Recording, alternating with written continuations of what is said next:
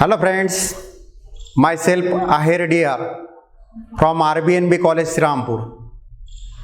Today I deliver a lecture on rotational dynamics from the 12th science new syllabus. In this subtopic is torque acting on a rotating body. We know that in case of rotational motion, torque acting on a body, and when you consider linear motion, force is acting on the body. In another word, we can say that to set a body in a linear motion, force acting on a body.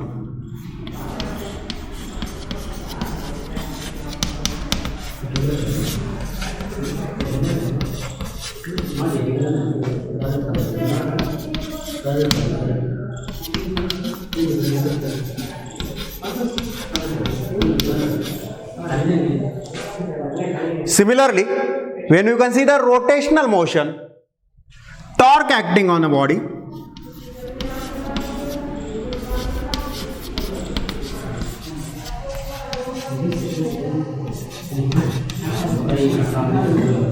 to set a body in a rotational motion.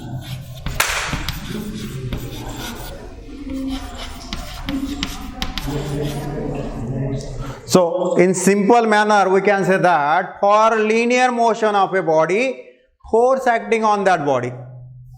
A body having mass say small m and its acceleration due to gravity is small a, then force acting on the body is given by F is equal to ma.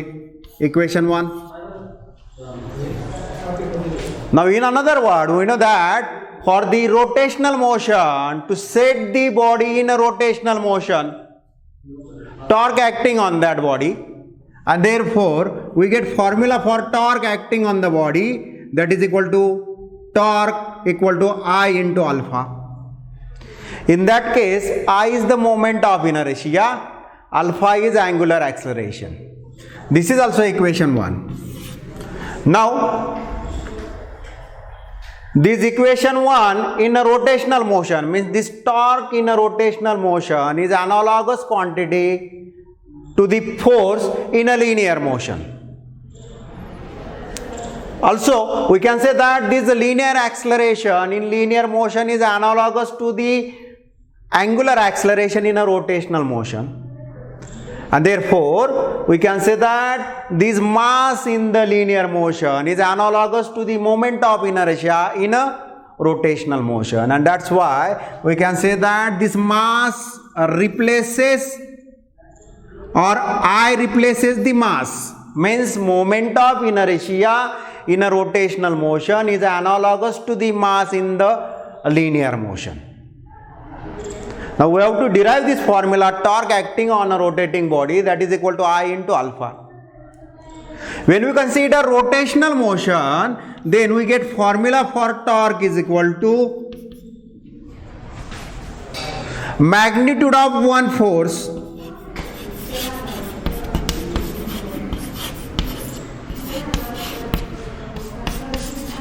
magnitude of force. We know that for couple there are two forces acting on the body. These two forces are parallel to each other and having equal magnitude, but directions are opposite to each other. Then rotational motion is produced, and that's why for the torque we write magnitude of this one force into moment arm.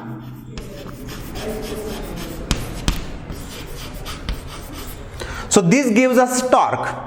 So according to this one, we write torque equal to moment of arm is given by small r and magnitude of that force is given by F. So with the help of this formula, we get torque acting on a body. So by using this formula, we can write the definition of torque. What is the torque? Torque is simply product of magnitude of one force and moment of inertia, moment of arm.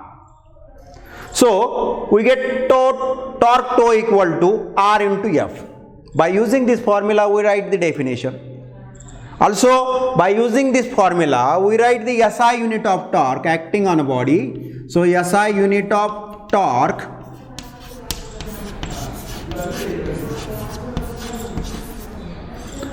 is equal to, now we know that distance is measured in terms of length and its SI unit is meter. The SI unit of force is Newton, so Newton meter is the SI unit of torque. Newton meter is the SI unit of torque. Now, we also find out CGS unit of torque. CGS unit of torque acting on a body, that is equal to, so CGS unit of force is dyne and CGS unit of length is centimeter. So CGS unit of torque is dyne centimeter. Now also by using this formula we can find out the dimensions of torque. So dimensions of torque, for the dimensions of torque we write dimensions of torque equal to dimensions of length, because R is expressed in terms of length, so L raised to plus 1, and dimensions of force. So dimensions of force are m raised to plus 1, L raised to plus 1 and T raised to minus 2, because formula for force is mass into acceleration. By combining the dimensions of mass and acceleration, we get dimensions of force m raised to plus 1, L raised to plus 1 and T raised to minus 2. Now we find out final dimensions of the torque. So here m raised to plus 1. Now this L raised to plus 1 and L raised to plus 1. So we get plus 1 plus 1, that is equal to 2. So we get L raised to plus 2 and remaining T raised to minus 2. So these are the dimensions of torque. Dimensions of torque are m raised to plus 1, T raised to minus 2 and L raised to plus 2. So with the help of this formula, torque toe is equal to R into F. We find out the dimensions of torque. We also find out SI unit of torque. We also find out CGS unit of torque. Now in this article we have to find out the torque acting on a rotating body, and we have to prove this formula, torque toe is equal to I into alpha. So for that purpose we consider a rigid body.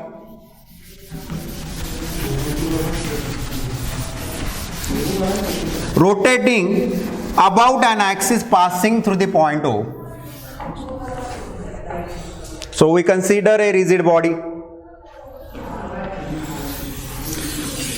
as like this one, and its axis is passing through the point O. This axis is perpendicular to the plane of the figure.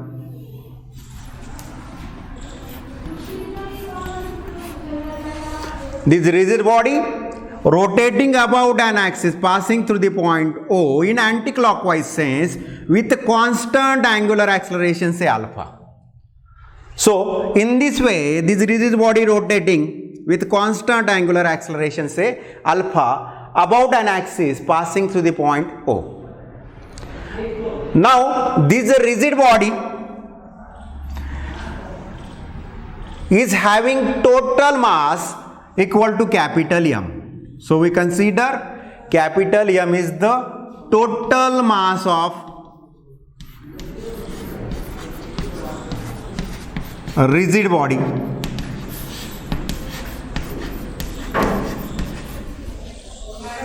This rigid body rotating with a constant angular acceleration, say alpha. So alpha is the angular acceleration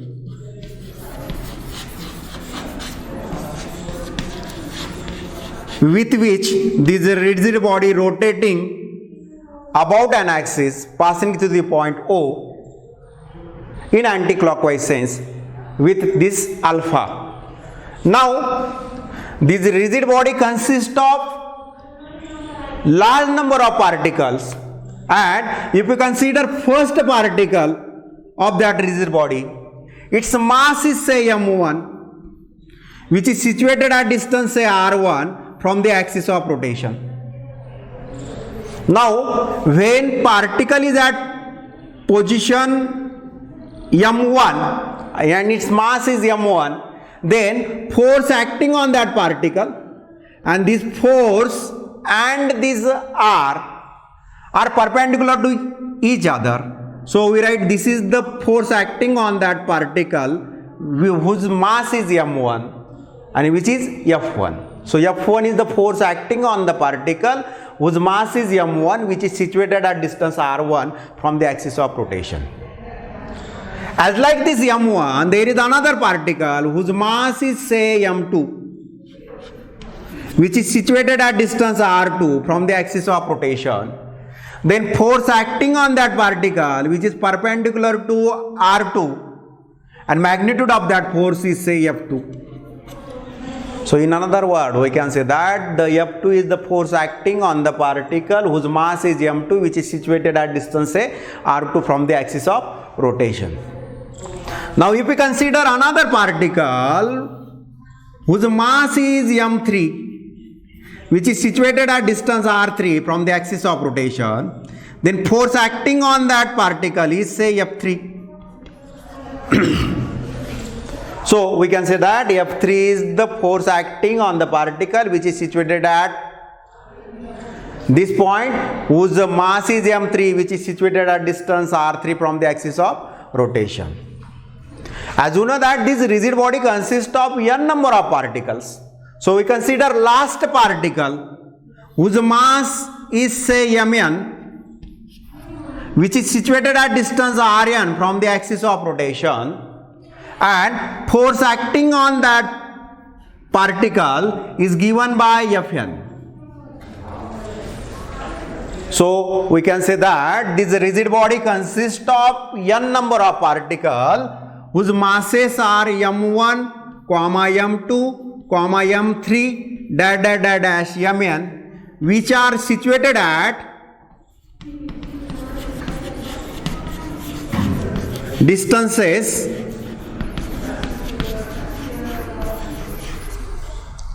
r1, r2, r3 dash rn respectively,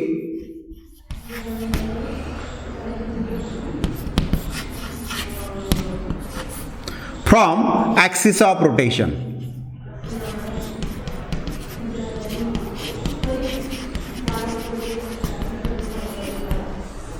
Remember that as axis passing through the point O, so we measure distance of each particle from the axis of rotation.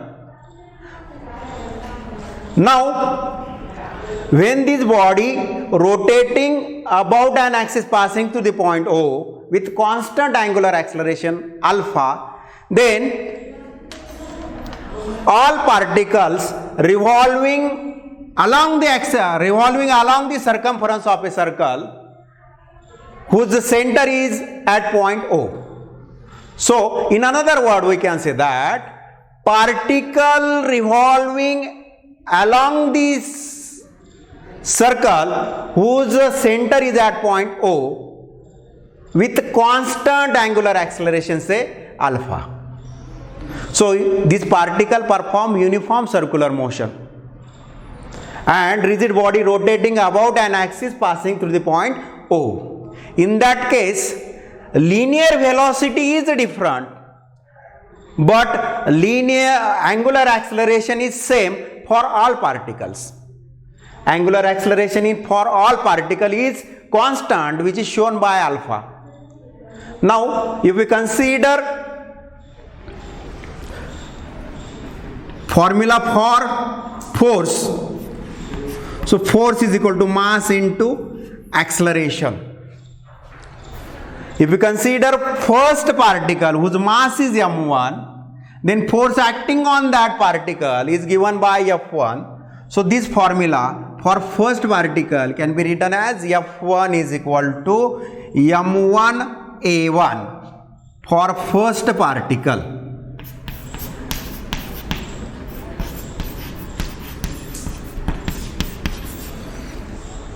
But we know that linear acceleration, we know the relation between linear acceleration and angular acceleration. Linear acceleration A is equal to r into alpha. Linear acceleration A is equal to r into alpha. In that case, r is the corresponding radius of that circle and alpha is angular acceleration. We know that all particles revolving along the circumference of a circle whose center is at point O. So, all particles having same constant angular acceleration, say alpha. So, for first particle, acceleration of first particle is a1. a1 is equal to r1 into alpha.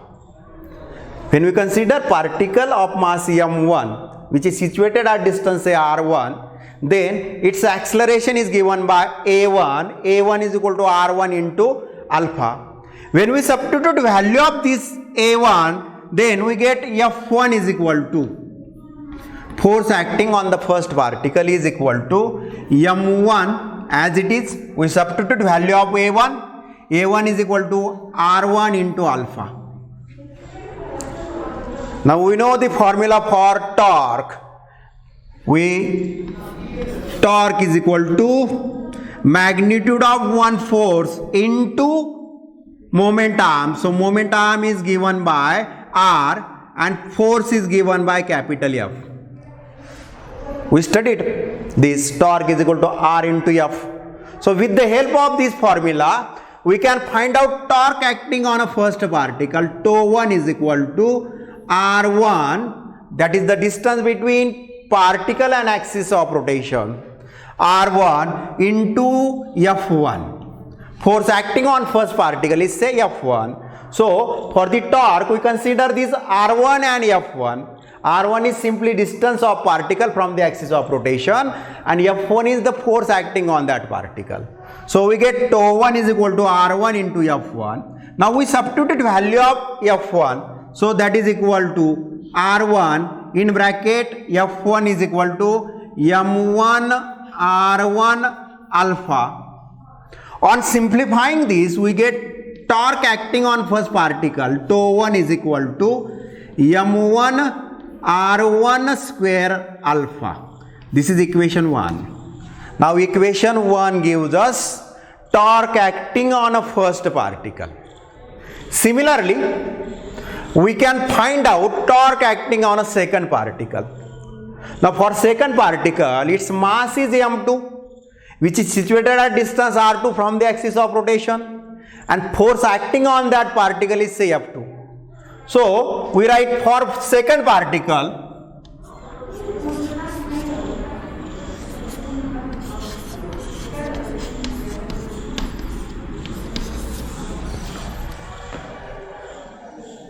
force acting is F2. F2 is equal to M2 into A2. Instead of this A1, we write 2. So instead of this F1, we write F2. Instead of this M1, we write M2. And instead of this A1, we write A2. Because we consider second particle. So we get F2 is equal to M2 into A2. For second particle, its acceleration, linear acceleration is given by A2. A2 is equal to R2 into alpha. By substituting this value, we get F2 is equal to M2 R2 alpha. Then we know the formula for torque acting on a second particle. Τ2 is equal to R2 into F2. We consider only magnitude, and that's why we get R2 into magnitude of F2 is M2, here R2, M2 R2 alpha. On simplifying, we get torque acting on the second particle Τ2 is equal to M2 R2 square into alpha. This is equation 2. Similarly, for third particle,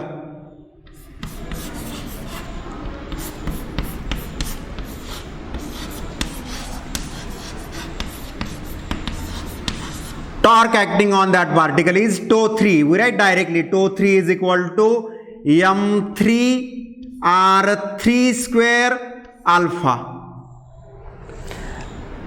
And for last particle whose mass is mn, which is situated at distance rn from the axis of rotation, and force acting on that particle is Fn. So we write directly torque acting on last particle tau n is equal to mn rn square alpha.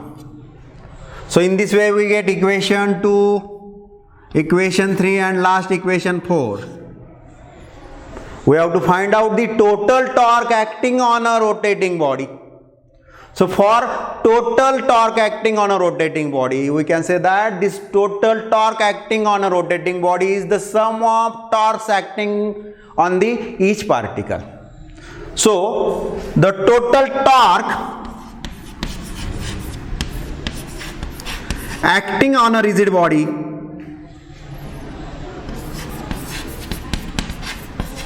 acting on rotating body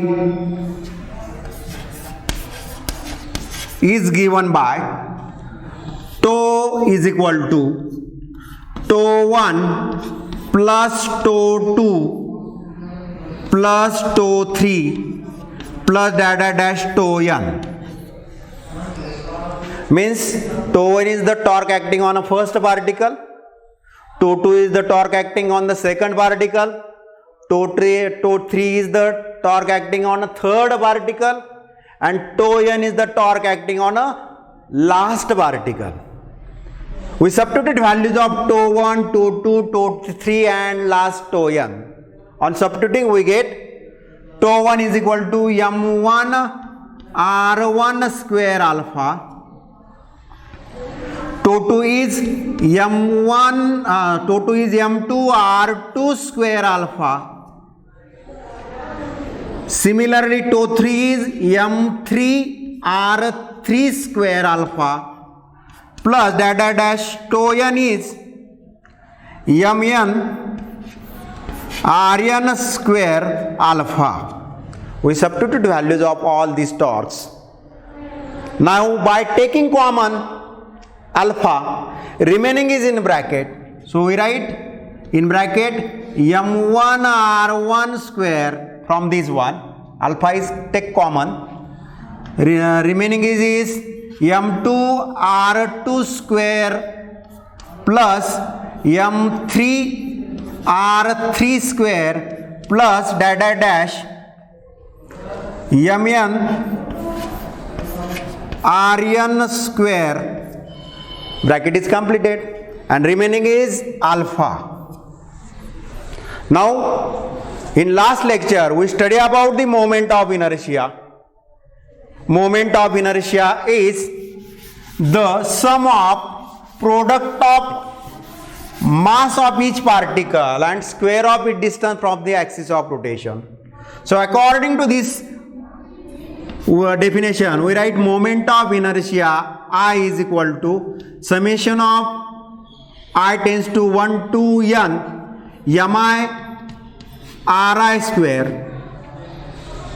So definition of moment of inertia is defined as sum of product of mass of each particle and square of its distance from the axis of rotation. This summation can be written as I is equal to, when we substitute I is equal to 1, then this will become m1 r1 square.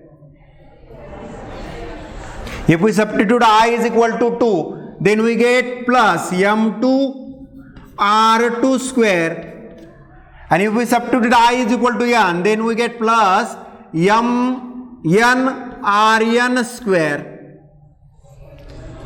So this m1 r1 square plus m2 r2 square plus dash mn rn square, that is equal to summation of I tends to 1 to n mi ri square, that is equal to I. So we substitute this value in here. So we get torque tau is equal to summation I tends to 1 to n mi Ri square in bracket, and remaining is alpha. But we know that this summation mi Ri square is moment of inertia. So we write this torque acting on a rotating body tau is equal to I alpha, where I is the moment of inertia,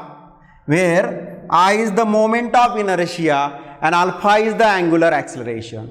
So here in this way we prove that this torque acting on a rotating rigid body is I into alpha.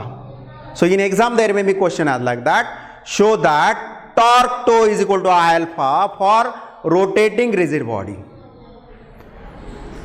Now we stop here.